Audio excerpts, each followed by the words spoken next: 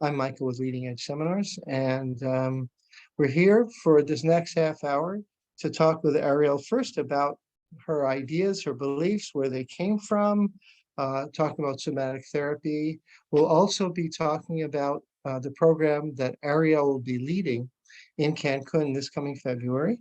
And that's what we'll be doing. Now, Emily Porter, you might see on your screen. She is our hostess with the mostest. That's her official title. And Emily will be here for you and for Arielle. So if you have any questions, there's a couple of ways at the question time you can ask them. You can use the raise hand function on the Zoom screen. You can put a question in the chat line if you'd like. Or if you're on the screen, you can do the old-fashioned wave. And Emily will be moderating that portion of our day. So, Arielle, it's really a pleasure to have you here. Welcome. Thanks, Michael. It's great to be here, and it's nice to see some of your faces and to just be able to have this time to connect. Well, I know, some of these faces are certainly people who've trained with you before, who receive your messages from your emails, and some might not. So I thought a nice place to start would be just to get some background. You are certainly known for your work in somatic treatment, EMDR, other approaches, which now are, very common, very discussed. But this wasn't always the case. So I'm wondering about your career as a therapist, how you started, what some of your beliefs were then, the kind of work you were doing then, and how it led to where you are today in 2022. Well, it's a good question. Actually, I started out in somatics, which is kind of a funny story because a lot of people come into somatic therapies or body-centered psychotherapy later in their career. But for me, it was the beginning of my career, and in part because of kind of my own journey as a person. So I kind of was one of those kids that grew up feeling a lot, sensing a lot, carrying a lot in my own body, what we might call somaticizing quite a bit. And so as a rather sensitive human in a family where there was a certain amount of kind of chaos in my own family system, and then also generational trauma, a lot of that landed in my own soma. And so it manifested for me in anxiety and depression and a variety of experiences personally that then kind of took me toward somatic practices because they were the places that I felt most relief. Right. I had been in talk therapy, which was wonderful and supportive and necessary, but it wasn't until I experienced some of the body-centered modalities that I started to experience a real shift. So some of that was even in my early like in college, and when I was about 20 years old, I went to a body mind centering workshop, and it was there that we were kind of rocking each other and doing movements that involved certain kind of rocking rhythmic movements with our own bodies, and really being down close to the earth, kind of belly to the earth type movements, that I felt something open up in me. And after that, all I wanted to do was seek out, how do I get more of this? How do I really understand this journey of embodiment? Because it felt like a key to my own well-being. And so my initial graduate school program that I went and attended at the age of 23 was a somatic psychology master's degree at Naropa University. And at that time, there were just a few small programs really in the world that were providing graduate level education in somatics. And Naropa, which is located here in Boulder, Colorado, was one of those. And they also had a very strong emphasis on body-mind centering and also some other modalities. But what was beautiful about studying somatic psychology, so just to kind of locate this in a timeline, this was 1996. And it was just in the phase that Pat Ogden was developing sensory motor psychotherapy.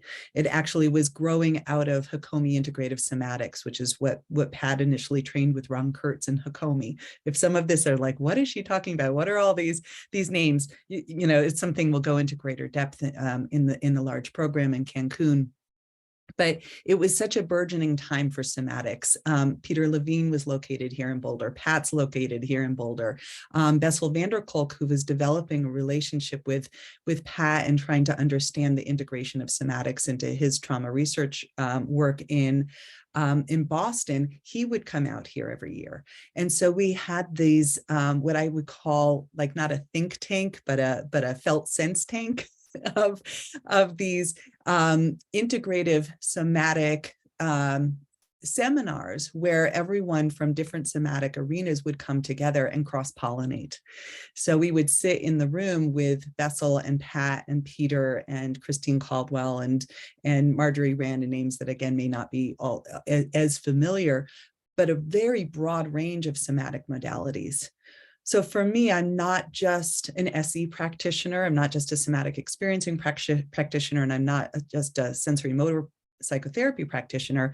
I'm very much an integrative somatic practitioner. And so somatics was the start. I'm also a yoga teacher. A lot of you know that about me. And so that also came in right around the same time I did my yoga teacher training also in 1996. So all of this was kind of in one big kind of connected learning journey. And it was a bit later in the early 2000s that I actually entered into the arena of EMDR therapy, again, for myself. Kind of a lot of these trajectories started in that same way, where I had a series of car accidents, and it was my insurance company, of all things, that had actually kind of sent me in the direction of getting some EMDR for myself. And it was so profound and so effective that I signed up for a training that same year. I was just like, okay, I just want to keep doing this. And so my primary background is really that integrative work of somatic and EMDR, and what we'll kind of call the top down and bottom up approaches together. Wow. So I want to go back to Naropa for a second, because it had, kind of curious, because, it had such a reputation for its spiritual components. A lot of followers of Ram Dass and Chogyam Trungpa, were there at the beginning. And I'm wondering about the connection between the somatic work and spirituality that I'm sure must have been part of the program there, what that was about for you. Yeah. How many people go to grad school and are basically like required to take meditation, right? And so it was built in. And I think also for me, because of my background as a yoga teacher, it's built in. And I really feel that spirituality is needed so badly in our world right now, as we're coming into this post, and I put that in quotation marks, post-pandemic life, because a lot of people are still living very much in the reality of the pandemic. But in terms of just for me, spirituality is very much about meaning making. It's about how do we orient to the life that we've had, the life that we're living, and the future that we want to create in a way that feels meaningful, that feels purposeful, that allows us to connect not just to, so often therapy is about, well, how do we get rid of symptoms? And it takes us to a kind of neutrality state. But I think that we're really seeking much more of states of well-being and much more nourishment at that soul level. So it was certainly integrative in my experience at Naropa, but also just all of the work that I do. It's very much an integral part. Yeah. And with somatic therapy, can you just talk about two or three of the key principles, and if there are people where it's not indicated, either contraindicated, or how you develop the relationship before you approach? That's maybe a three-part question. It is. It is. Sorry, one at a me of all the time. parts. You're excited. I would say like just in terms of key principles, that one of the pieces that that feels very essential for me is that the foundation of somatic therapies actually isn't in the interventions that we're doing for somebody else. The foundation of effective somatic therapies starts with us. It's the presence that we're bringing into the room.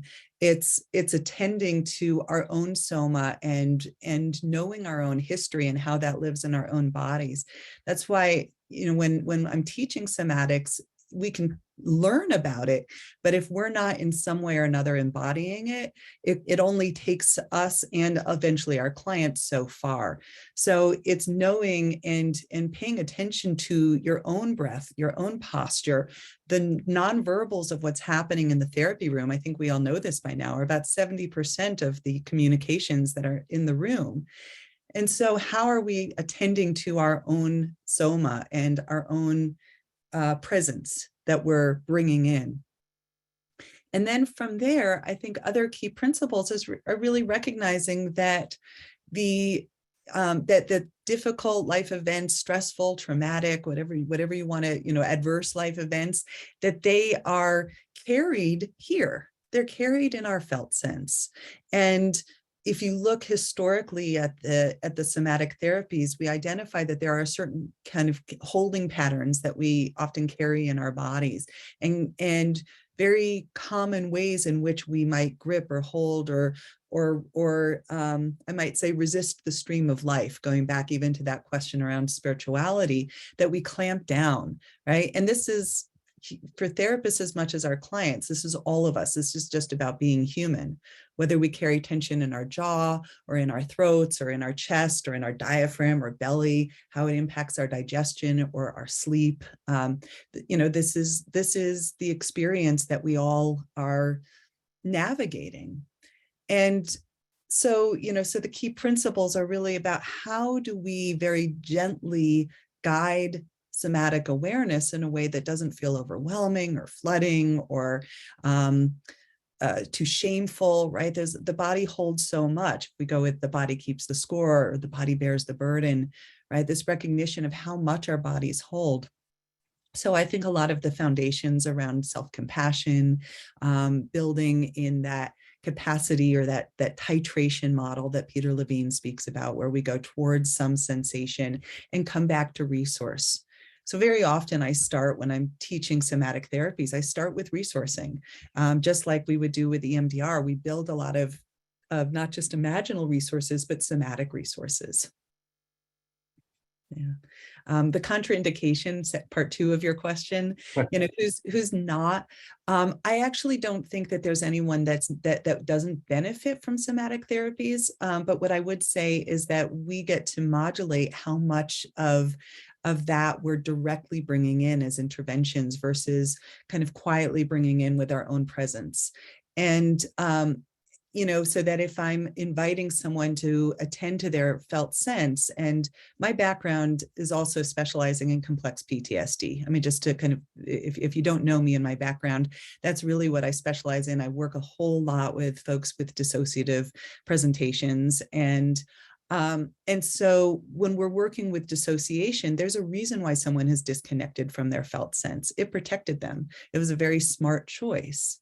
And so if we're working slowly towards reintegrating felt sense, that titration model is really essential. And it might just be, very, very small, slow, with lots of orientation to safety along the way. Well, thank you. For everyone watching, Arielle is presenting this 5-day program in Cancun, and it's called Somatic Therapy, New Approaches to Trauma Treatment, the last week in February. So I just want to say a few things about that, and then we'll open up for questions to Arielle, or if you have any questions about her program in Cancun. The idea of doing a training in Cancun really was how we can combine a great speaker with a very relevant topic, with a chance to get away in a beautiful place. So the program meets each morning at this all-inclusive resort from 9 to 12:30. So the idea is learn in the morning and have a whole lot of fun, relax, break, do whatever in the afternoons. The program goes Monday to Friday. Last year, the first year we did this, a lot of people came for 7 days just to get away. If you live in Canada, the idea of going away in the winter certainly is always very attractive. Everyone is invited to bring partners or children. The all-inclusive resort, you can look at it at a website, read reviews. It's really a beautiful place where they've thought of many things to make for a really nice vacation, from the rooms to the 6 or 7 restaurants they have there. programs for kids and teenagers. It really just, it has so much to offer. Last year, we had a lot of people who brought their partners who waved goodbye in the morning and said, see you later, I'm going to the pool, and then met for lunch at 12:30. We're also offering a yoga program in the morning just for our attendees. That would start before the program starts, and that will be for each of the 5 mornings. Also there that week, if you're just curious, Eliana Gill, who's really one of the developers of play therapy for children, will be there presenting a workshop in another room. So that's a few things about the program in Cancun. So I'd like to, we left about 50 minutes for questions. Do you have any questions for Eliana about her approach? But not Or Eliana, for Arielle. Arielle. Eliana will come another day for Arielle, about somatic therapy or the kind of work that she does. Now is a good time to ask them. And if you have any questions about that week in Cancun, I'm very happy to answer them as well. I'm smiling, Michael, because my daughter's name is also Eliana. Oh, And really? so it's very common that people will call me her name or vice versa. So it was a sweet moment. That's very nice. Yeah, and Eliana Gill's lovely. I used to do work with kids and worked with play therapy, so she's fantastic as well. Well, actually, I knew of Eliana, of course, because she's so famous. But the suggestion came from several people there last year from California who said, you should really get Arielle Gill. She's so great. And she's actually coming with her daughter, who's a teacher in Boston, who I think is going to help out a little bit and work with her. So beautiful. Emily, do we have any questions? Yes. So what level should you be in order to take the training? For example, beginner or advanced? And are there any prerequisites for taking the course? Okay. So, it's interesting. I was kind of looking at where this was listed, and it was listed as kind of more of an intermediate training, but I want to say that you do not need to come in with any somatic background at all. This is going to be very much I can meet you where you are. And I think that's the nice thing about being in person and with a group where if people are coming in and you already have somatic training, then we'll go deeper. And if people are coming in that say, I've never done anything somatically, what are these terminologies that you're using? What's titration? What's felt sense? Then we start right there. I think that my biggest goal of the program is that you will all have an experience, first of all, right? Because it's going to be both didactic and experiential, that there will be kind of learning material, but also opportunities to drop in and feel and do some practicum with guided practicum by me and a little bit of practicum with each other, right? It's not a ton of time, but we'll certainly get some of that in there. I feel like it's so important. And I really want you to come away with some very clear things that everyone will get, like interventions that you can do that can enhance embodiment in your sessions with others in ways that feel like it's slow enough and respectful enough. And again, with that base of compassion in there. And I think it's just going to be so nourishing to be together. I'm really looking forward to that. Thank you. Yeah. Actually, when we had Lisa Ferentz last year do one of these talks, she said, oh my God, we just need to get away so much. And that's what the feedback was there. Yeah. Yeah. That's it.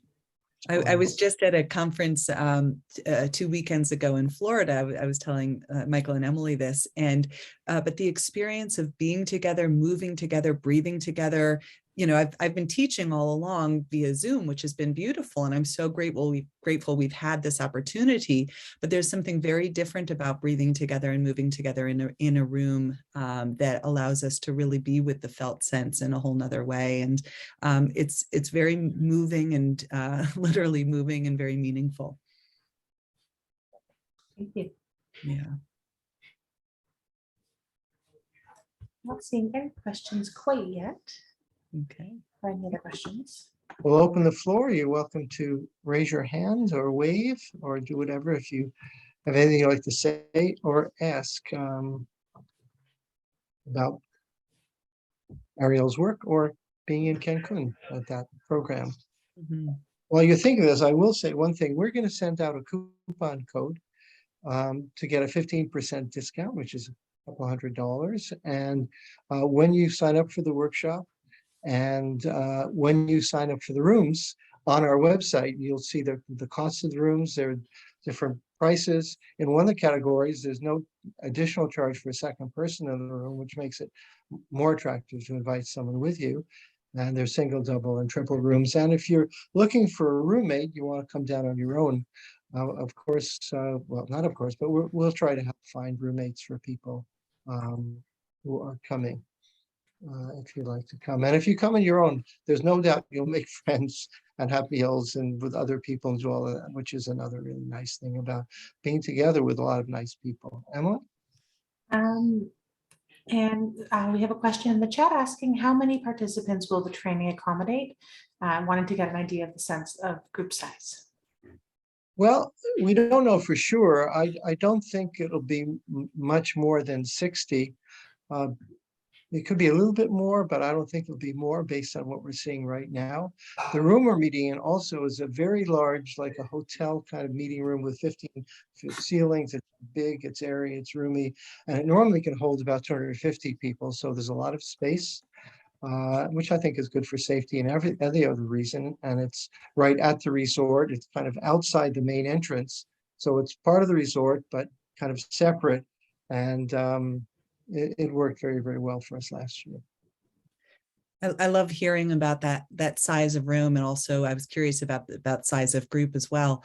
But I think having that sense of that we're not cramped together in a tight, small room, which is too often when I've taught somatic work at live conferences, where we're kind of stuffed together in a conference room where there really isn't room to move and to feel like you can take up space or take dyads and spread out around the room. So that sounds like a really lovely option. And of course, we can also spread out and use the outside space too. Yeah, well, that's what we found for dyads last year, because it's kind of separate from the hotel and there's not a lot of foot traffic in that area. Yeah. A lot of the dyads are outside, which was very nice. Beautiful. Emily, anything else in the chat line? Nothing in the chat, but I did wonder about if you wanted to mention some of the exclusive excursions that are going to be offered that week. Yeah, we want to make this a great experience in every way. And sometimes when you go to a place like Cancun, you can sign up for excursions. You're not exactly sure what you're going to get. And the bus stops at like 10 hotels on the way, and it's kind of a big deal. So we're working with a local Cancun tour provider who's actually, his wife is a psychologist from Montreal, and he's Mexican, and they met at all-inclusive, and he has a little company arranging things. So we've organized 3 tours with him. There's one to a cenote, which is a cave in the jungle with open air, and it's swimming and people jump in the water, and there's a zip line. People loved it last year, just hung out for a few hours before going to the local town, which is a very, very interesting, safe, nice town, a beach town called Puerto Morelos. We're also going to do a Cancun food tour going into the city of Cancun to some local places, which should be a lot of fun and interesting for eating. And then the last night of the workshop, the Friday night, we do one of these sunset cruises out in the water to have a kind of a peaceful, beautiful last night together. Those are some of those things. Okay. And a question in the chat is, will this training touch on EMDR? So it's not specifically going to teach EMDR as a modality, but once again, in terms of if someone's coming, Andrea, I saw this came from you, if you're already trained in EMDR, right? And that's something that you want to be curious of, how would you integrate somatic modalities into EMDR? I'm really happy to speak to that and to share how I integrate the two. Again, one of my books is EMDR therapy and somatic psychology. So I've been integrating the two for many years. I think, to me, I can imagine doing EMDR not somatically oriented. They're just so deeply intertwined. If you're not an EMDR therapist, it wouldn't necessarily send you out ready to go provide EMDR therapy. It's its own training, but so I think it kind of depends. To me, the piece of EMDR that inevitably comes in is how we attend to memory networks as they're held in the brain and the body, how we are working with that the meaning making and the top down processing in addition to the bottom up. So to me, once again, we really need both. And it's not that we want to kind of make those mental capacities or meaning making capacities wrong or leave them out of the room. We'll certainly integrate that in. Yeah. Emily, are there other questions? You are muted, Emily, just so you know. No, I'm not seeing any more right now. Oh, wait, hold on. There's a question about, are we offering Wednesday night conversations between speakers? And actually, last year we thought, wouldn't it be nice if we had the two speakers talk on a Wednesday night in the middle of the program? And we had Bessel Werner and someone else presenting. But we found not many people wanted to do that. They're at a resort. They had a long day. They're at the beach. There's a French restaurant, an Italian restaurant, an Asian restaurant. You can go for dinner. And even though people said, this is a great idea, they voted with their bodies and said, no, we just want to relax and have fun. Now, some speakers went out with the attendees in the room and hung out and did all those things. But the Wednesday night thing didn't seem to work that in a way that we thought it might. But we learned a lot last year because it was our first year.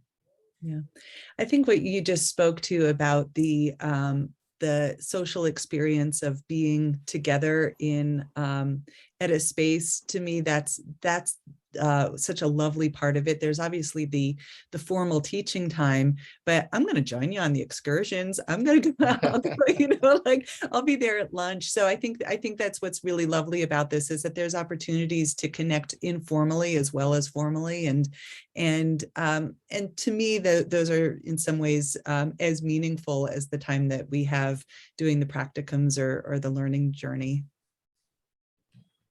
A question in the chat has come up. Can you talk a bit more about felt and what the feels like? About the felt sense and what that actually feels like. Yeah, it's a question that I get a lot in terms of, how are we orienting to felt sense? And felt sense is a term that it was originally introduced by Eugene Genlin in the focusing modality, which is something that you'll be introduced to in Cancun, and we'll explore that together.